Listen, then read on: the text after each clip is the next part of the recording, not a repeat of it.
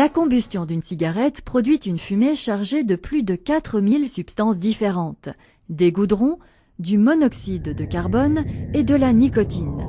Ces substances diffusent dans l'arbre respiratoire.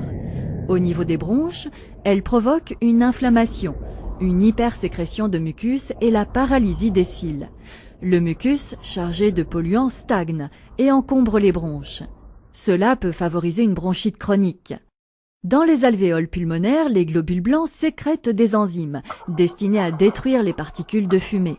Mais à la longue, ces enzymes détruisent les parois élastiques des alvéoles. Regroupées sous forme de sacs, elles ne peuvent plus fonctionner normalement. Cette évolution vers la bronchopneumopathie chronique obstructive, ou BPCO, est grave. On estime que la BPCO sera la 3e cause de mortalité dans le monde en 2030, et dans 80 à 90% des cas, elle est due au tabac.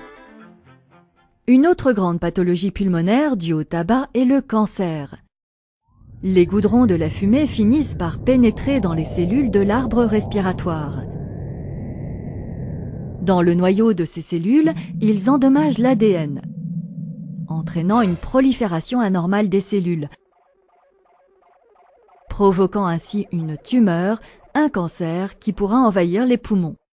Le cancer du poumon est responsable de près de 27 000 morts chaque année en France. Dans 85% des cas, il est dû au tabac.